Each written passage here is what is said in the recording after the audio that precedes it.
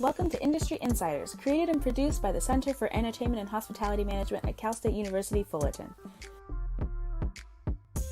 During this series, we sit down with influential professionals in the entertainment and hospitality industries that are located across the world. Our goal is to learn about each professional's career and gain wisdom from their experience in the industry. This week's guest is Pawntra Shadab, who is Vice President of Events and Marketing for Elite Productions International, as well as President of Meeting Professionals International Orange County Chapter. Pawntra is also a member of our EHM Advisory Board and an alumnus of Cal State Fullerton. Join us as we sit down and have an engaging conversation with Pawntra. All right, welcome to Industry Insider. We have Pawntra with us. We have Amy Vu with us. We're glad everyone's here joining us. I want to let my co-host for today, Amy Vu, introduce herself, and then we'll get to Pawntra. All right, cool. So I'm Amy, and I am a graduating student at Cal State Fullerton. I'm going to be graduating just in a couple more weeks. As soon as I pass all my classes, fingers crossed, right? Yeah. Yes, don't worry, Amy. I have confidence that you will pass your classes. Don't you worry. So, Pawntra, welcome to our second virtual Industry Insiders. How are you doing today? Thank you. I'm doing really well. Thank you. Beautiful day out. Yeah. It is. It is. So, you're a graduate of Cal State Fullerton in the School of Communications. If you're going to think back to when you were in school here, what are maybe one or two of your most fondest memories about being on campus? Fondest memories. I worked on campus. I was a part of ASI production, so that was a super fun experience. That was one of my first jobs, and I had the opportunity to plan the events for the campus. So being able to work in that perspective was super fun, and I had a lot of great memories with my team. I had my own office and business card and everything, so that was super fun. And what else? I've made some great friends at Cal State Fullerton that I'm still close to now. I think it was a great school, great experience for me, and I am grateful for all of it. When you worked at ASI, what was like the concert or the events you planned?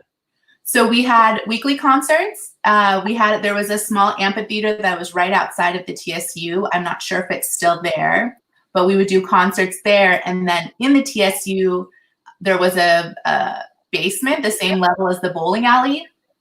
And then we would do like stand-up comedy and karaoke, and we would get some like singer-songwriters to do performances there too.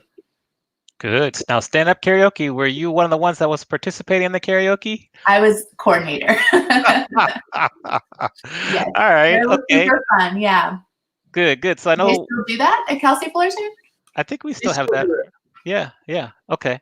Good. So I know that between Amy and myself, we have a bunch of questions for you. So I'll let Amy start us off, and here we can go ahead. All right, so in our classes, we hear a lot of token words like diversity and inclusion being thrown around to describe how different people can bring about different solutions to a problem. So do you have any examples where diversity in the workforce has seriously helped a company? Absolutely. That's something I'm really passionate about right now. I actually have the opportunity to serve on the MPI Global Committee for Diversity and Inclusion. And I think it's something that a lot of companies are seeing the importance of now.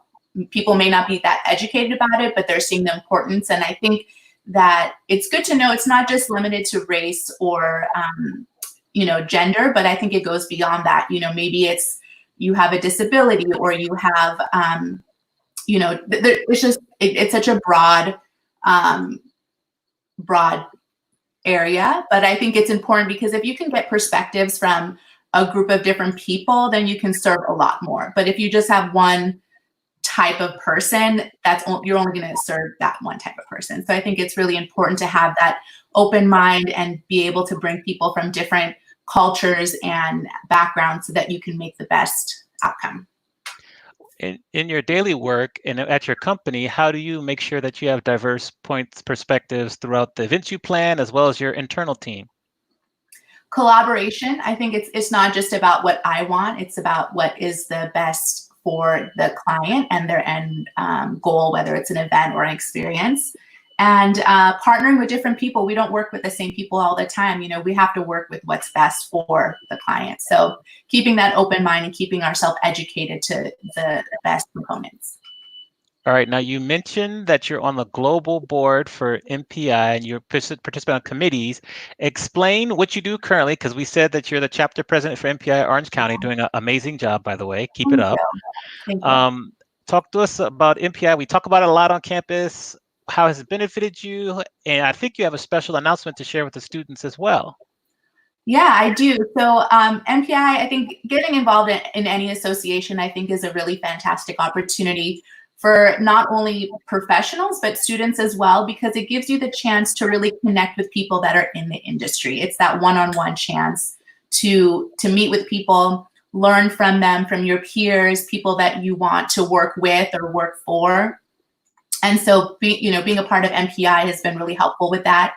I'm on the international board, but the international committee, and that's been really fantastic because it's given me the opportunity to work with people beyond our Southern California group of people. I'm talking with people on the East Coast and in the South and, up north. So that is really great. And we're able to focus on these really important initiatives that MPI is focusing on, like diversity and inclusion. And yeah, I think it's a really great opportunity to get involved. You learn so much, not only about yourself, but professionally as well. And I'm, as Amani mentioned, I'm the president of the MPI Orange County chapter, and we have a scholarship opportunity for students. So if you want a year free membership and tickets to our events, and I'd be happy to mentor or connect you with anybody that you want to work with, we have that going on. So I really encourage everyone that is interested to apply because it's free. All you have to do is apply, send in a application. We'll be picking 2 people, and you have me as a resource to help connect you with different people within our membership. So I think you have the information, Amani. Yeah. You can send an email to info@mpioc.com and we'll be able to connect you. So yeah, I think it's super exciting. If you can do it, it's a really great opportunity. Exactly. Yeah. Thanks for sharing. I'll throw it back over to Amy. I know she has a couple more questions. You can go ahead. Yeah. A list of questions for you. So another one of my questions is if you could take us through just a general day as Vice President of Events and Marketing in EPI. Pre-COVID? Pre-COVID. So, what's awesome is that every day is different. We are, one day working, we're working on multiple projects at a time. So one day I could be working on a contract with a venue I sourced, and another minute I could be, working with my creative team and coming up with concepts for the event. I could be on the field. I could be in our showroom helping the floral designers. It's so different every day. And I think that's what keeps it interesting. Especially being with a smaller, more boutique company versus one of the larger ones, I get to kind of play in the different areas instead of just sticking to one thing. Sounds fun. It is. How do you feel your company will address kind of our post-COVID new normal? What do you think will be different with events you plan? How are you looking at the future in terms of how far out events are planned? Give us your thoughts on kind of post-COVID times. I think there is a lot of uncertainty, but at the same time, we have to be ahead of the game and kind of roll with the punches. So, I know the event industry will be back. I don't want the students to be discouraged, but it's just going to look a little different. So maybe it's, doing a hybrid of part virtual for the mass audience and then breaking it up into a hybrid of events where you have more intimate in-person meetings. So I think it's about learning how to pivot and shift within the rules and regulations that are different in every county and every state. So something we would do here in Fullerton would be different in Miami. And, knowing what those rules are and still being able to provide that best experience for the client and their attendees while following the rules. So I think it's a lot of playing around with, like I said, doing hybrid events where it's part virtual and part in person. Then also once we're in person, like, what does that look like? Are we going to have, everyone's sitting at a 6-foot table and that's how we keep our distance, or, are we wearing masks or not wearing masks? Are we gonna, seeing what is gonna work? So it'll be interesting. We're learning as we go. We are definitely learning as we go, for sure. How can us as students be better prepared to accept jobs and maybe internships post-COVID? What can we be doing now to get ourselves as best ready as possible? There is a lot of great free education out there. I think now if you have the time, there's other universities that are having free education. MPI Global has some free webinars. I know our chapter is offering a lot of free education events too. I know Amani MPI SCC has some for really low prices. So it's a great opportunity to really take in all of that. I know for myself, I'm learning a lot more about, Zoom and WebEx and these other virtual platforms and how to navigate with them and how to essentially produce an event with these platforms. So I think if you are able to do that and play around with that, there's a lot of need for that. And I don't know what that title will be, digital producer. But having that skill set, I think, is very helpful, because you could go apply for a job and say, I know how to produce a meeting or an event, doing the breakouts and having all of that, and having that skill set will kind of get you in while learning everything else at the same time. And getting involved. If you are able to be a part of an association where you can volunteer and connect with the different members and help them plan their events and their programs, these associations are still going on despite all this, any setbacks or anything like that. We're still doing events. We still want to keep our members engaged. And so, why not volunteer on a committee, help them plan something, learn so much, and at the same time get to work alongside people, planners, suppliers that you want to eventually work with. And by volunteering with them, you make that connection, and then it makes it easier to kind of step into that next phase of wanting to work with them. So I think getting involved and just staying educated. I like how you mentioned digital producer. I think that's a very current title that'll become even more popular as we move forward. Very much. If you were going to pick one skill that you wanted to learn. Sorry. Yes, go ahead. Think another thing is with so many changes and everything going on, being creative, I think, is so important. We're given the opportunity to kind of make something new, and there's no boundaries, there's no rules. So like, you see a need that, it would be so cool if we, do business in this way or plan events in this way. There's no right or wrong right now. We're reinventing the way events are being done. So I think staying creative and keeping your mind going is really important, because you could offer something so valuable to your employer. How do you stay creative then and keep your mind going, especially when we have these ups and downs of emotions that we've been experiencing the last few months? I try to stay inspired. For me, it's anything from music and art and architecture and reading, and also just, staying up to date. I think when you're creative, it forces you to think outside of the box. And I think that's where you can, once you start challenging that part of your brain and thinking outside the box, it helps you make decisions better in other parts of your life. Agree. Michelle, who was with us last week, says she loves the digital producer title. So I agree with you, Michelle. I'm for it. If there's one skill that you're looking to learn right now, what skill is that? Mastering the digital producer role. I think that would be really fantastic. I think we had a webinar with a client, and I was just thinking, just it was almost like being a stage manager for a show. You have to make sure everybody's in the right place at the right time, and everybody's queued up, and block it. Like a lot of those same elements that I implement with our work, I did on the virtual platform. So it was cool. It's just kind of learning the ins and outs and seeing which digital platform is best for that program. Maybe Zoom is best for this event, but another event needs WebEx, not being stuck to one type.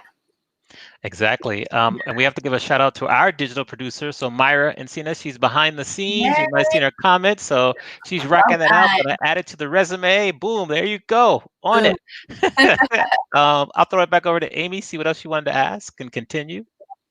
So you're involved in a lot of volunteer positions in companies ranging from MPI to even Make-A-Wish Foundation. How do you have the time to volunteer to work at just so many different things? Great question. I wonder that sometimes myself. But it's all about prioritizing. You know, it's like, you know, that there's certain things that need to be done. And then with my free time, how do I want to spend it? And I'm very passionate about what I do with MPI and Cal State Fullerton and these organizations that I get myself involved with. And I think that's what makes it easy to do. I like to serve and help. That's like one of my things that is important to me. So that's where I find happiness, is giving back. And so it just makes it easy. I can't do everything. I want to do so much more. Trust me, if you saw my list of all the things I want to do. But I think it's just like, okay, I have this amount of time and these amount of resources. What can I do with that? Interesting. So we got a question from the audience. I'm gonna put it up here and read it to you. So Jasmine Juarez. Hello, Jasmine. How are you doing? Hi. She says, what are some programs you recommend learning for graduating seniors hoping to break into your field? In addition to, you know, the digital platforms like Zoom and WebEx, being in Photoshop, I think it is really helpful. Being creative, I think, especially now that we're having to go digital, you're going to need so much more content, like content creation. So being savvy in graphics and animated graphic, you know, GIFs and videos, I think that would be really helpful. And yes, what else? Yeah, maybe just yeah, I think graphics and you know, learning the different video conferencing. Yeah, between Photoshop, you have Adobe Premiere, you also have even Canva. If you know how to use Canva, like that's a very powerful platform too. And then you get into like the streaming platforms. Like the streaming platform we're using right now is StreamYard, and it's real simple and easy, but you could do so much with it. So definitely, I agree with you there. And I think going back to what I said earlier, like if you have the time right now, this is the perfect opportunity for you to like master these skills, because I think a lot of people in some of these companies, they don't have time to figure it out. They're putting out fires with so many other things. So if they have someone that has that skill, that is such an asset right now. Yeah, so jump on it. Jump on it. Thanks for the question, Jasmine. And if anyone else there watching, if you have a question or comment, put it up there in the comment section. We'll get it and answer it as well. A real basic question, like, how do you manage your time? What are some time management tips you have? Because you are quite busy and quite overwhelmed. So what do you do? You know, I heard this the other day, and I think this is the perfect way to put it, is to have long-term goals, but short-term focus. So it's good to have an idea of the different things that you want to do, but break it down into little steps so you don't get overwhelmed, and do things that you love. And if you don't love it, see how you can make it something where it's not worth your time. So I think for me, I love everything that I'm doing. It may not be easy, but I love it. And so that's what drives me to do it. When you first started working in the industry, did you love it right away, or was it an acquired love? No, I loved it right away. And it's so funny because I didn't anticipate going into this industry. I thought I was going to be more on the entertainment side and being a producer for TV and film. But I had my job with ASI Productions, and also had a company with some friends that were DJs and artists and musicians. So shout out to Midnight Architects. So we would do art shows and concerts, and I was doing that in college as well, and really realized that it was something that I was so much more passionate about, creating those experiences and those events, and had some history growing up in the event industry. And because of that, I think it just kind of, it was natural, and I happened to have the passion for it at the same time, and that's kind of what allowed me to propel my career in the industry. Okay. Now, if I understand correctly, you've been to the Oscars, correct? Worked on Oscars, yeah. Worked on the Oscars. You've worked on the Grammys as well. Yeah. And what other major award shows? Country Music Awards too, correct? Country Music Awards, Golden Globes, SAG Awards. I mean, you name it, I've worked on it. Yeah. I mean, not all of them consistently, but definitely I've pretty much, there's so many award shows. There are. There's so many live event productions and shows. So Yeah. There are. So two kind of questions about that. First of all, where is my invitation for one of those shows? I can be your assistant, so I'm waiting for that. And number two is when you look at those shows, what's important for those shows to be successful based on your experience working it? Communication is key when you're working on such a large production. You want to make sure that everybody is on the same page, whichever department it is. It could be the transportation team that's handling all the transfers to the talent team and the stand-ins and the food and beverage. Like, everybody has such an integral part in this huge production, and keeping that communication is really key, because let's say, a talent is arriving, but, the transportation team is going to let us know that, they're going to be half an hour late because they've been talking with the driver, and letting the talent team know so we can let the producers know, so we can, everything affects each other. So I think keeping the communication is super key, and being very detailed so everything is written out, and, you got to keep it on point. Yes, we do. Okay, Amy, what else you have for us over there? Some of your awards include the Young Event Professionals to Watch from Special Event Magazine, and Meeting Planner of the Year in Meeting Planners International. Did you ever see yourself being the success that you are now while you were in college? Not at all. No. I'm very grateful for those honors. I think that is something, especially within our industry, to have that and to be nominated by my peers is really it means a lot. But no, I didn't anticipate it at all. You just never know, Obviously, it's something you want and you strive for, but it's not ever, for me, I didn't think I would get, because I see so many phenomenal people out there. Kind of continue on with that question. What about some of us, like Amy and I, we've talked about this before, like who kind of suffer from like imposter syndrome, where we just really can't see it for ourselves. And so that kind of prevents us from even trying to go for it. How have you been able to maybe get through that? And what advice do you have for people who are dealing with that currently? I'm still going through it myself. I think I don't expect it. That's the thing. I think some people are so good. I need to learn from them, where they just, they go after it and they're like, you know what, I'm going to win this award no matter what. And it's something that they shoot for. For me, it's, what do they say? Success is not necessarily in the awards, although it's an awesome thing to have. I think it's more how, you affect the people in the meantime, throughout the process. Definitely. Yeah. What advice would you give people who are maybe a little nervous about the first job they're taking? Like, they're getting ready to graduate, they have this idea, they want to kind of work on the Academy Awards or the Oscar or the Grammys, but they might have to take a couple other different jobs to get there. What advice would you give to those people who are worried or scared about that? Scared about doing that position that they want to do? Like, not really, like it'll take them 2 or 3 jobs to get to where they want to be, and that kind of scares them. I think have your eye on the prize. It's like I said earlier, those short-term focus and long-term goal. It's like, if you want that, you will get it. You just have to use the different opportunities in the meantime to help you get to where you want to go, and use those opportunities in the meantime to learn that are going to give you the skills and the tools and the resources, so that when you do get to the role that you want, you're fully prepared and equipped to do it. So I wouldn't be scared, and I wouldn't have high expectations that, I want that, I want to produce the Grammy Awards right out of college. You got to build your experience and your education in real life and on the field before you get there, but I wouldn't be discouraged. Now, as a female leader in this industry, I'm sure you've run into your fair share of roadblocks and pitfalls, so to speak.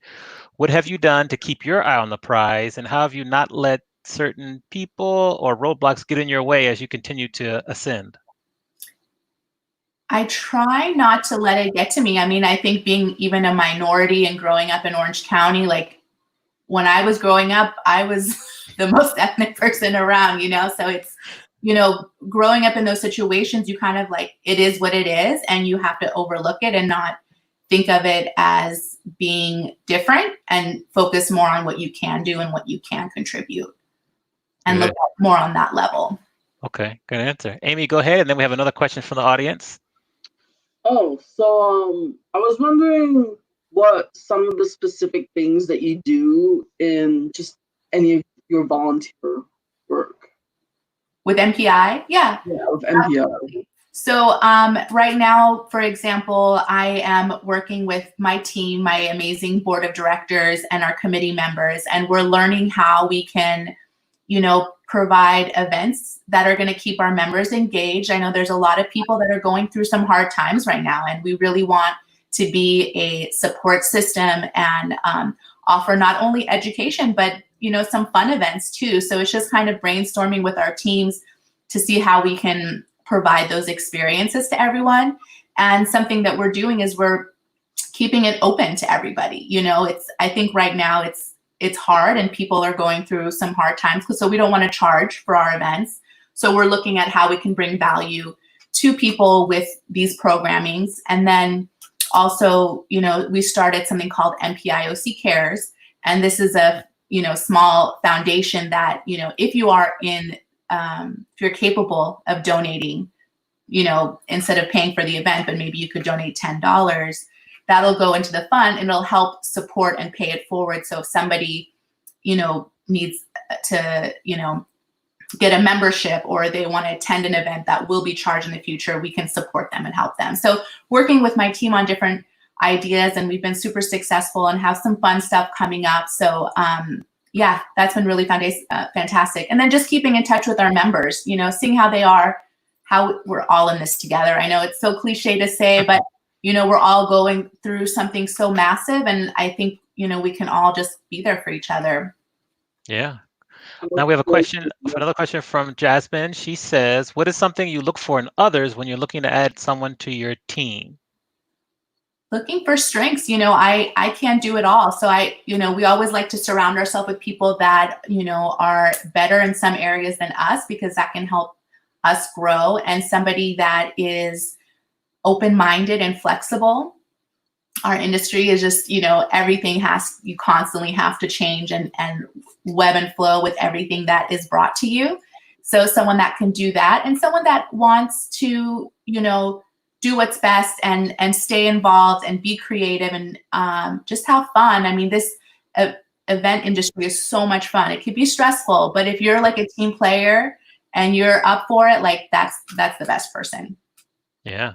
Another question coming from the audience from William Fry. He says, can students join MPI as a member? Yes, William. So the scholarship I mentioned is a student scholarship. So we have student scholarships, and you can also join as a student member, and the pricing is really like $40 a month. $40, and there could be some specials coming up, so keep an eye out for that. But yeah, $40. So yeah.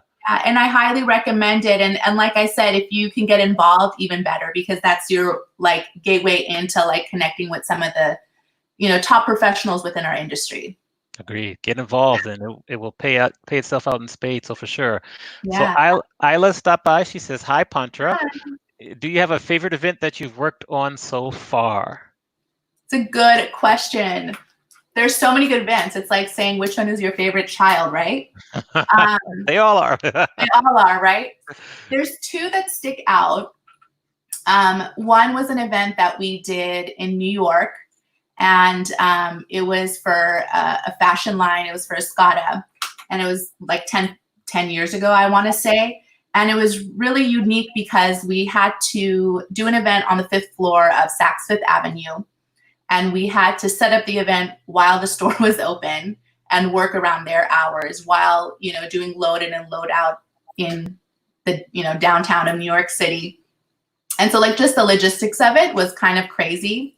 And we had to like put wall-to-wall carpeting, white carpet, and draping, and like do these huge transformations in a space where they're doing business and doing sales. So I think just the logistics of that was really fascinating, and at the same time trying to keep the brand and keeping the brand level high and their expectations. We had, red carpet and a lot of celebrities there and musical performance, and then they were showcasing the new line. And so there was a lot of elements and a lot of pressure, but it ended up turning out well. But it was just, a little difficult to do when people are shopping and you're like, hey, can I, set up the stage and do sound check now?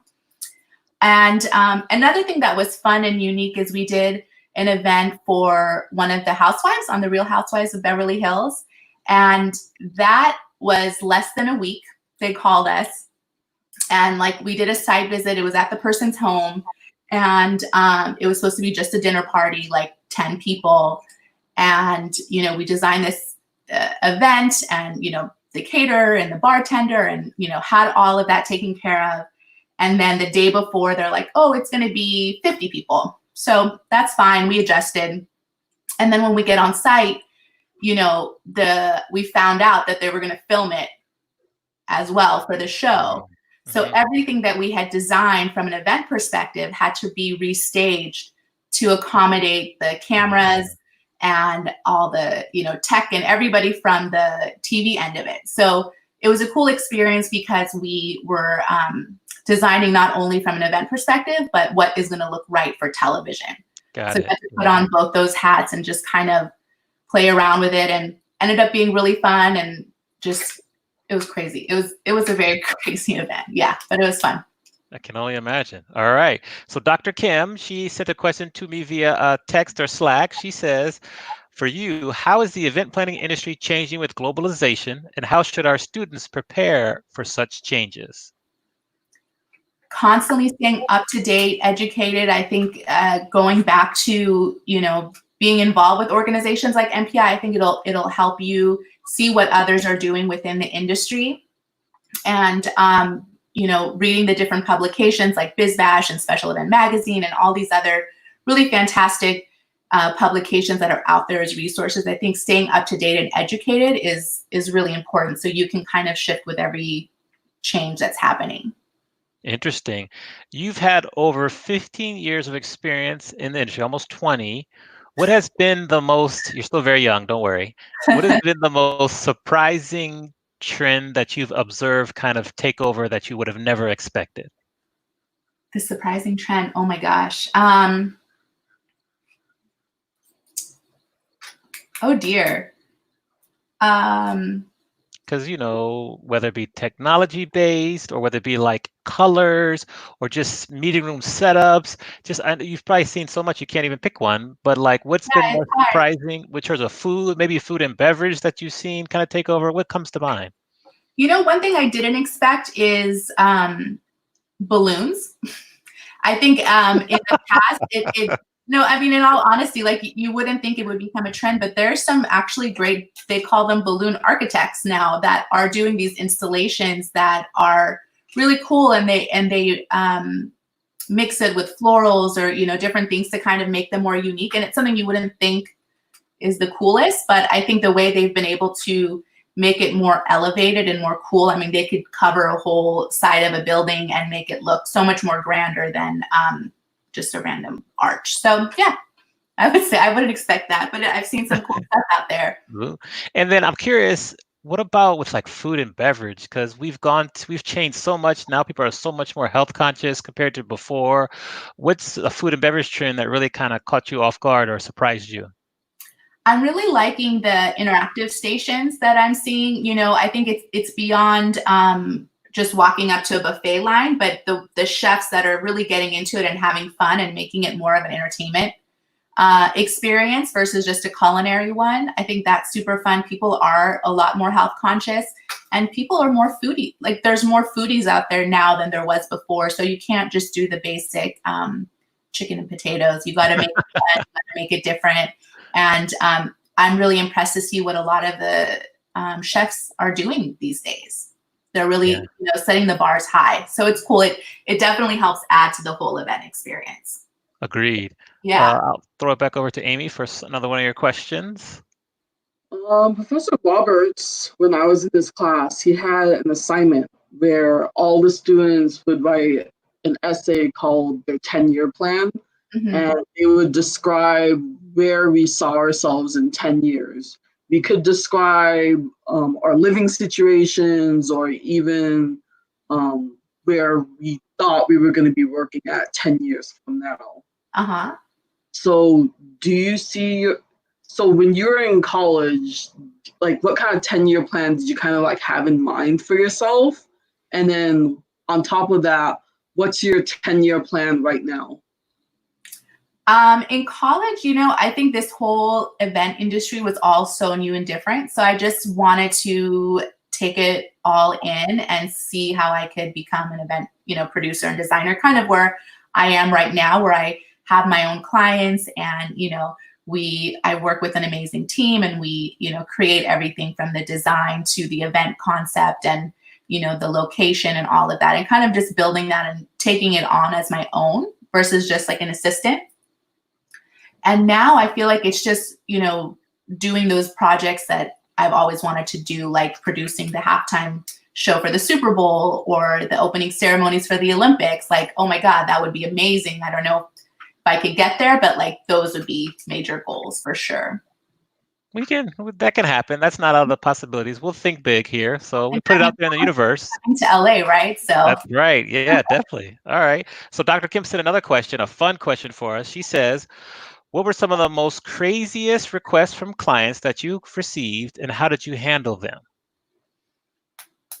We received, I think, especially being in the entertainment industry or working with people in finance or like some really high profile people, the higher up they are, the more expectations they have.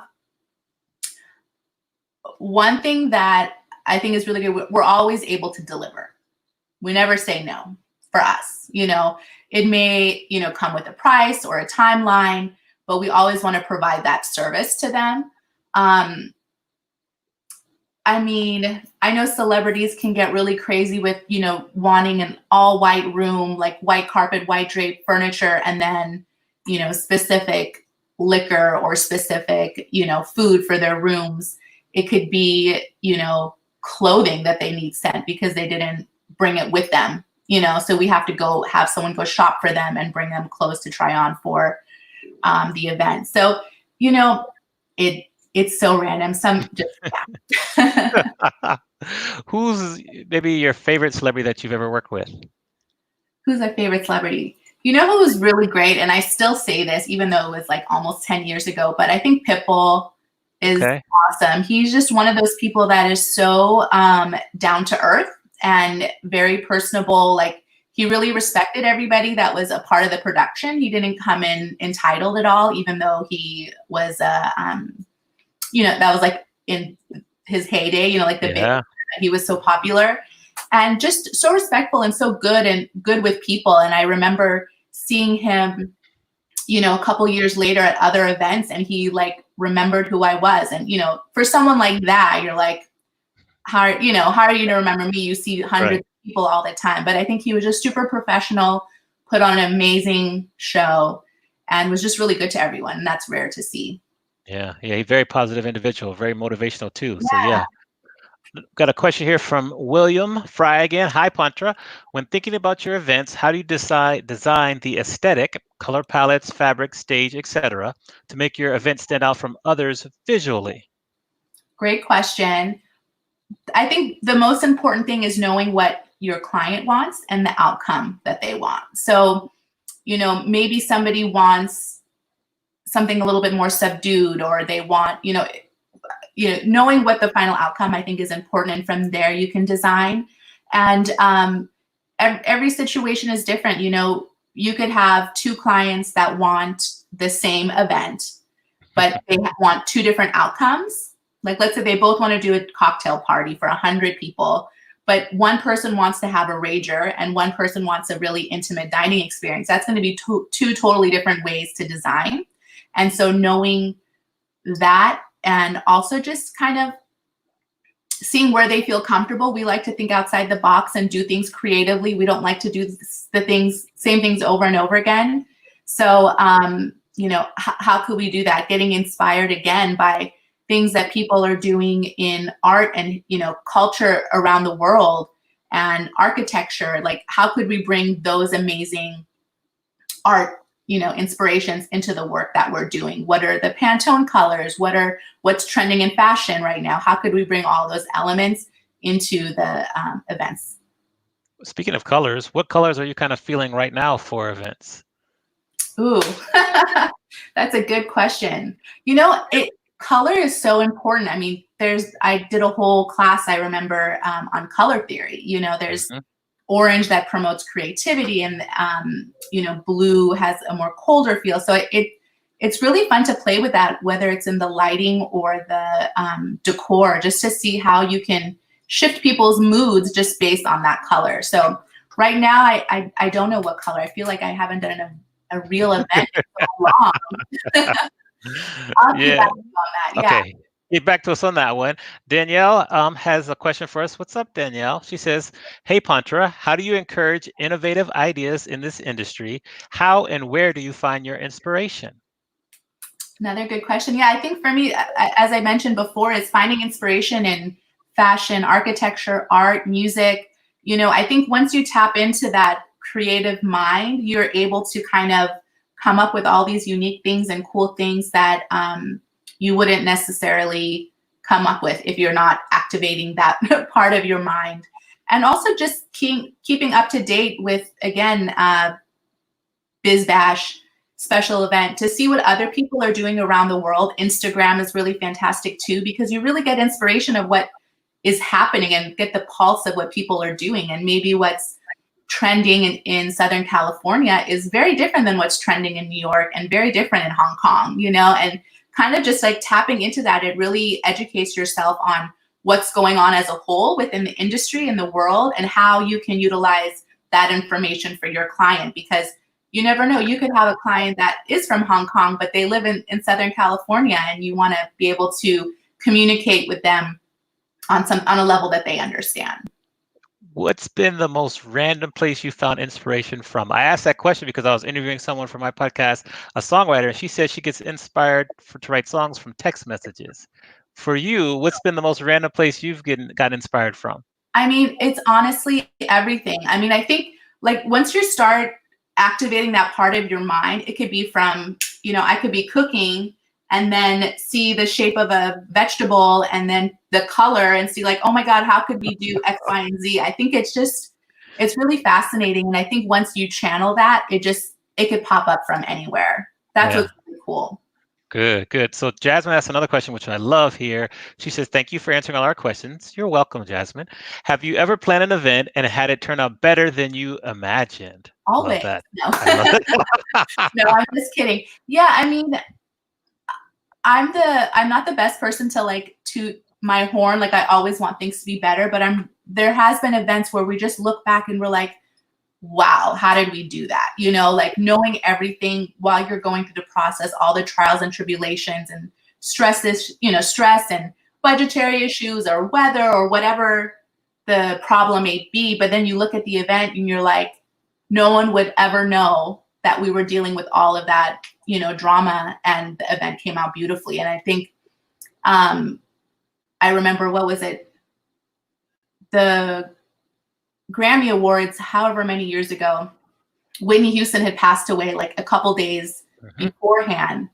And so it's like, I think it was the day before, we were in rehearsals and we found out, and we're like, okay, we have to do a tribute. So like, you know, reaching out to different people to, you know, see if they would, you know, have time and be able to pull something together and then make it, you know, have that special tribute to her the next day. Or even on a level with a client who has a small budget, but they want so much, but because our team is so passionate about wanting to make the best experience possible, we're really creative with trying to make things work with what we have. So it's like, you know, they didn't expect it, but we delivered something that just made them so over the moon. So yeah, I think it's if you have the passion to have the client's best interest in mind, then I think it's always going to be better than you imagined. Absolutely. So we have another question from Joanna Sosa Lazara. Hi, Joanna. She says, hi, Pawntra. What has been the busiest schedule you have had, and what was your approach? I love staying busy, Joanna.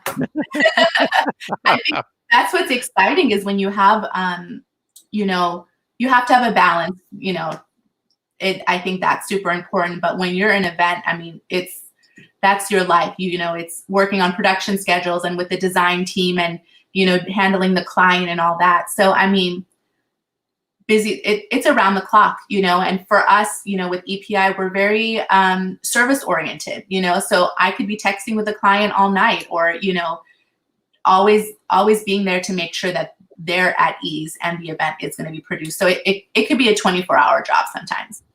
You mentioned balance, and actually that's a good segue, because Isla says, how is your work-life balance in your job? It's finding that time for yourself, whether, scheduling that time for yourself. And for me, before all this, it would, maybe be just spending time with friends and family and having that me time, or working out, going dancing. I really love dancing, and just trying to find those moments where you can get away from your head and get away from what's going on at work, and kind of be in that moment with the people that you care about, doing the things that you like. So I think having those moments, it doesn't have to be a lot. It could just be a couple hours a week, but you're still allowing that time for yourself. That's really important, because you have to stay sane. Yes, we do. Yes, we do. Amy, what else do you have over there? Anything else for us? What has been the best advice that you've ever received? The best advice I've ever received: be flexible. I think that's the biggest thing now more than ever. I think nothing is consistent and things are constantly changing. And it's important to be flexible to, let's say you have an idea in mind, like, I want this job. Like for me, I thought I wanted to do, TV production. And I went in with that. I was working at MTV. I was doing all of that with that in mind. Even got an internship when I was 17. Wasn't supposed to, at Orange County Business Channel. We won't tell. We won't tell. That was something that I wanted to do. But once I did it, I was like, you know what? It's not, I don't want to be a producer in that, like in a TV, but I do want to produce that experience for those shows. So I was flexible with my desire to be in the industry, and found another way to still be in it without being in it the way that I thought. So I think being open-minded and flexible to different ways is the best. All right. Dr. Kim has another question. She says, juniors and seniors that are passionate about working in the industry, how can they use this time to be more prepared, since we really can't find any internships or jobs right now?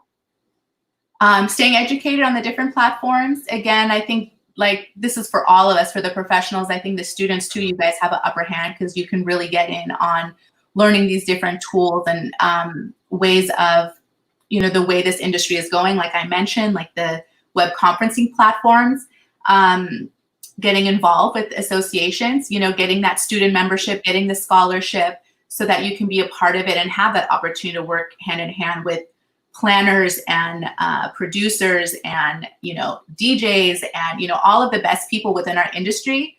This is your chance to work one-on-one with them and build those relationships with them, so that when a lot more jobs do open up, they know who you are, you've made that connections, and they have that trust to where they want to bring you on.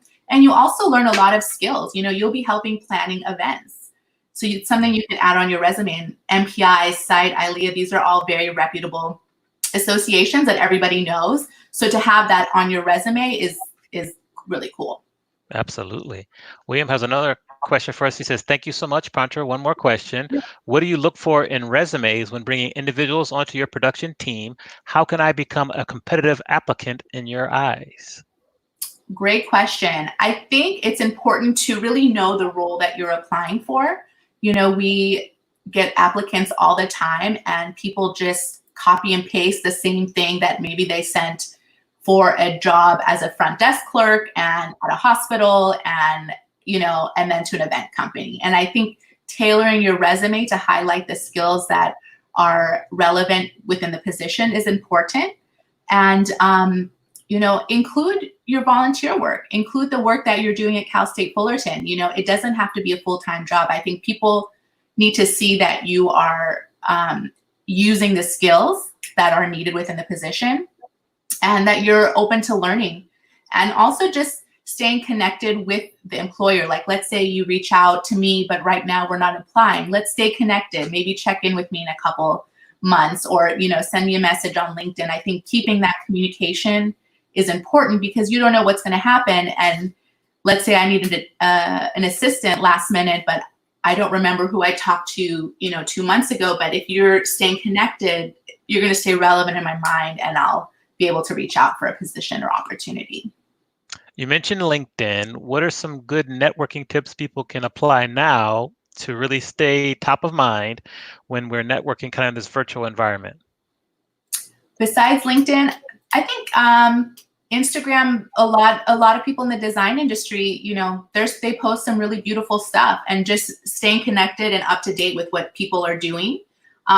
Even now, people are finding new ways to do events, even though we can't do them like we used to at this moment, and staying up to that and following him through there. And LinkedIn, Instagram, I think is great. I'm not too familiar with any other platforms, but yeah, that's good. Yeah.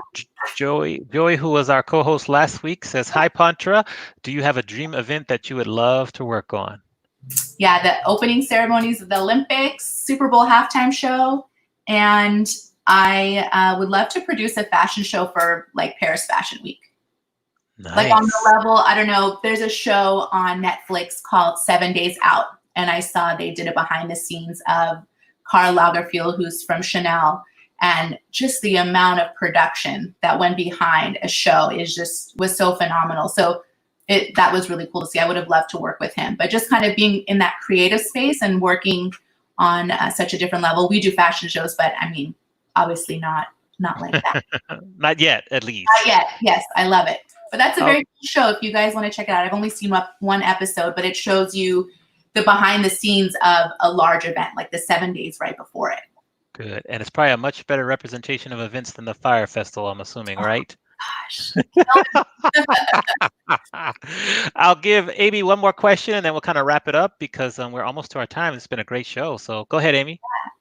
All right. One more question is, let me see.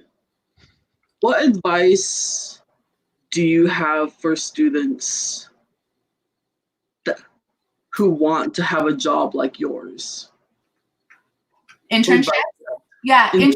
I think that is such the best opportunity, and I think don't limit it to one company. Like if you're able to, try different companies, everybody works so differently. Like if you compare myself to another event company at my level, we produce, even though the fundamentals are the same, the way we handle it is differently. And it's good to see how everybody works and see what works best for you. Like you can come into a situation thinking you want to be an event producer and you want to be in there, but you're like, you know what, I just want to design the event and that's it, And so having that opportunity to really explore everything that's out there, I think that is awesome. So if you have the time, if internships are available, do that. And again, I'm going to plug getting involved with an association that you can learn how they do events, because that's where you learn so much being a part of the university and getting the facts and everything, but doing it in person is something totally different.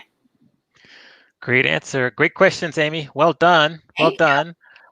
So the final kind of question I'll ask, then we'll wrap up, is I think you turned 21. You were still here at Fullerton, kind of local, correct? Mm-hmm.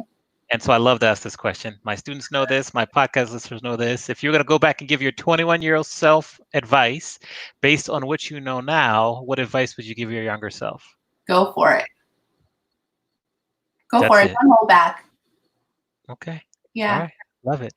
So we have how people can find you going on the ticker underneath us, so people can find you there. Just thank you very much for spending some time with us today to share your wisdom and expertise. We thank you for your volunteer effort on our advisory board as well. We're just excited to continue to work on some more projects. Yeah. Amy, any last words? Just thank you so much for being here for us. Thank you. Yeah. And so available, my LinkedIn is there, and I see my Instagram. My Instagram is private, but just send me a message so I know, where you know me from, and then you can connect that way. And don't hesitate to reach out. Honestly, I think that's one thing I say. I'm here to support you guys through this transition process. I love being there for you. So if you have any questions or anything like that, send me an email. I can send you my information, and just don't be shy. Like, just don't worry. So reach out. I'm here to help, and I look forward to working with you guys soon. Yeah, Definitely. So we have a special video we made. We're going to end the show with that video. And just make sure everyone out there stay safe. Tune in next week, I think same time, which is 3 p.m. Pacific. We'll have Kevin Rohani from SBE joining us. So we're excited to chat with him. Thanks, Pawntra. Stay safe and enjoy your weekend, everyone. Yeah.